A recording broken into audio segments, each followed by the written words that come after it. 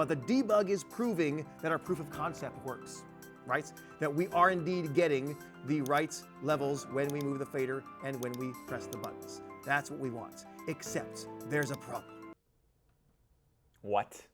I know. Did you see it? Do you see the problem on the screen? It's you. That was deep. That was just so needlessly hostile.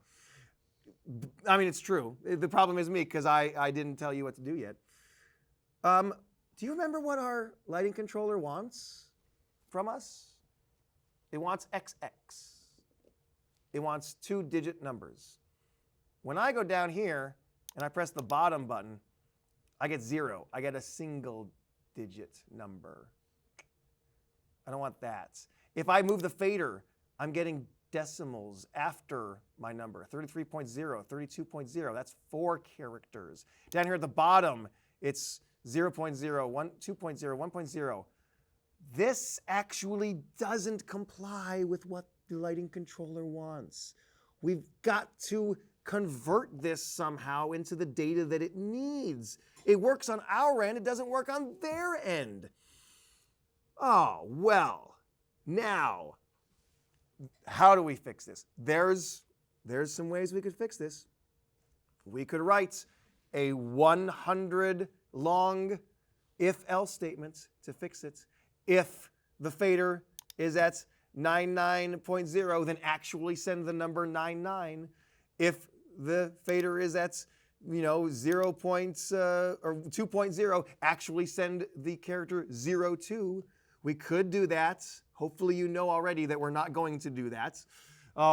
And if you're thinking to yourself, well, how are we going to do this? Are we now going to do arrays again? Are we going to make an array of all the characters we're actually going to send based on which ones we actually get? No, we're not going to do that either. That would be just as long and terrible as doing an if-else statement. What we want to do instead is we want to have Q-SYS convert these numbers into a format that we like. We've got the number, it's just in the wrong format. We've got to reformat it. So we're going to reformat it, and we're going to do so by using a block that's called the format string block. Format string block. Here's formatted strings. The very first tooth in this format string block is going to have text in it. And it's going to print out that text, starting with the first character, going forward to the last character, until it hits a percentage sign. When it sees a percentage sign, it's going to say, hey, it knows you don't really want to print a percentage sign. It's on to you. What it's going to do is use that percentage sign as a directive to go and do something else. And the thing that it's going to do is it's going to grab the next unused input that you have in your concatenation block, essentially.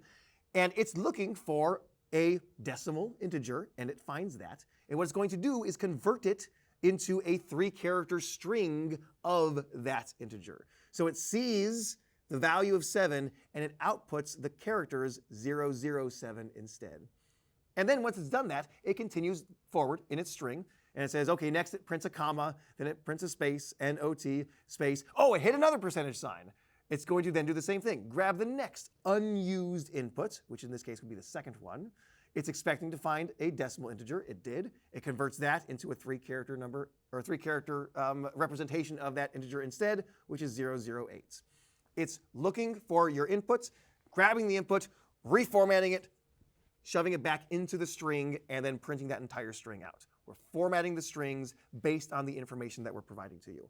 That's what we want to do with our levels that we're sending to the far end. So when we go to send the level to the device, again, we still haven't actually sent anything to the actual TCP connection. We're still building up to that. But we're not actually going to send the level. We're going to send the formatted version of the level. So we're going to create a new variable that's going to be the string that we're actually going to send. Because we're not going to send 99 or 0. We're going to send something else. Let's create a variable. And this variable is going to be a local variable within the context of our event handler. We're going to call this the string to send. What are we actually going to send? We're going to send, referencing right over here, it wants this, set LVL:XX, right? So we know that's what we have to send. we are going to format that string with the level arguments that the function has received. So grab a string, format string block. It's the third one down. By the way, it kind of tells you when you bring it in what it can potentially expect to receive. It's probably expecting to receive either a decimal integer or a string, and you would use a %d or %s to represent those. So I want the actual string that it's going to send to be setlvl : those are the characters we know the device needs to receive. And then we are going to escape character out by giving it a directive. This is a %02, because we want a 2-character version of the decimal integer that is next on its list. And then, here's one we didn't mention earlier, \r. Oh, what does that mean? \r. What did I throw that in there for? This is a whole mess of things now. Well, over here, our API told us that it needs the EOL of \r. EOL stands for end of line. End of line. Whenever this particular device communicates, it indicates that it is done talking by using a carriage return. That's kind of the equivalent of hitting enter on your keyboard. It says, okay, I'm done, I'm hitting enter.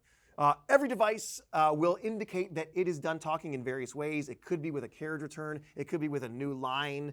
There's different ways of doing this. The manufacturer will tell you what it's looking for. The problem is that you on your side need to know how your scripting language represents a carriage return. Lua represents a carriage return by \r. Backslash is kind of similar to what the % does, where it doesn't actually print the character \, but it tells Lua to go look up its table. What does R mean? Oh, R means a carriage return. So we have added \r at the end of the string that we are going to send, so that the receiving device knows that we are done talking, and now its turn is ready to talk. It's kind of this half-duplex conversation. You got to say over so the other person knows you're done talking, and then they can talk. Right, Patrick? Over. Right, Nate. /R. Thank you. You knew my EOL. Yeah, Oh. I know your love language. The love language is knowing each other's EOLs. Yeah. That's correct. Okay, so what are we going to format in here? We're going to format in the level. We actually don't even need this second input. I'm going to edit this and remove that second value because we don't need it.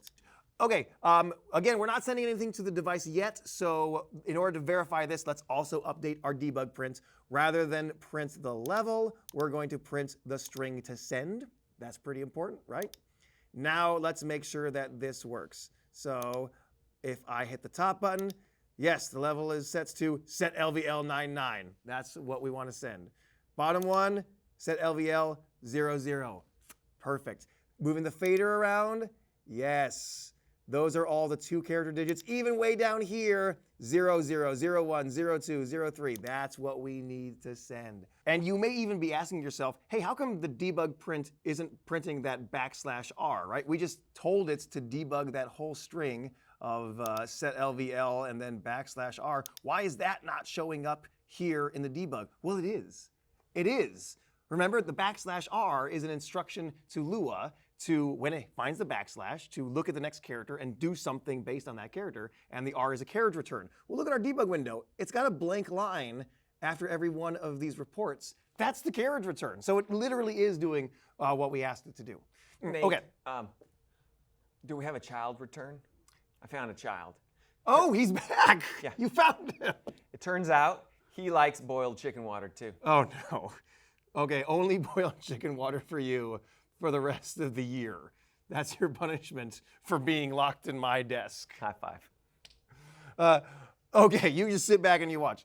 Okay, now before we send this to the lighting controller, one more thing I do want to do. Right now, our UCI isn't really quite as accurate as I want it to be. Because right now, look, the bottom preset is on, but the fader is all the way at the top. That's a little strange. If I press it in the middle, shouldn't this fader update to represent that it's the same level as the presets? Same idea. If I move the fader, the preset buttons aren't accurate either now, right? These two should be talking to each other. Now, a little bit later on, when we actually communicate with the TCP device, we're getting the feedback from the real device that says what its actual level is, and we'll use that information to feed into these controls so that they will always be accurate based on the real device. And that's the best thing you want. You always want real feedback that's actually being reported from the real thing. But until then, because I know it's going to be a little bit of time before we do that, I'm going to build in a little bit of fake feedback. And I'm only going to do this with the promise, the Scout's honor promise, that you only fake the feedback if you know you're going to actually do the real feedback later on. But I just want to show you how that would work. So for instance, whenever we change the fader level, which is this one right here, on light fader change, whenever we change it, you know what? I want to just turn off all of the level preset buttons so that none of them are on. Even if it's all the way on and maybe the top button should be engaged, again, we're just faking the feedback a little bit. I'm just going to add a single line in here that says, hey, when the light fader changes, we are going to set the Boolean for all of our preset buttons, and we'll use that all again, to false. That way all the buttons turn off. That's one thing that we can do really easily. And then the other one is going to be when the preset buttons change, which we have up here. When the preset levels change, we want to reset the fader to be at the correct value as well.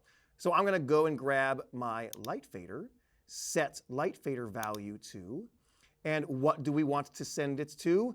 We want to send it to the same level that we're going to be sending to the far end, right? So I can just grab this level to send variable and snap it in there. So two quick little lines of code, and now the UCI will at least behave a little bit more as we would expect. Now, when I move the fader, you can see the preset buttons turn off, so it can kind of tell that you're using the fader as the level rather than the preset buttons. And if I do use the preset buttons, boom, the fader itself jumps to the appropriate level as well. So just a nice little touch to make our UCI a bit more reflective of what we would expect, even though we are going to get actual legitimate feedback from the TCP device a little bit later.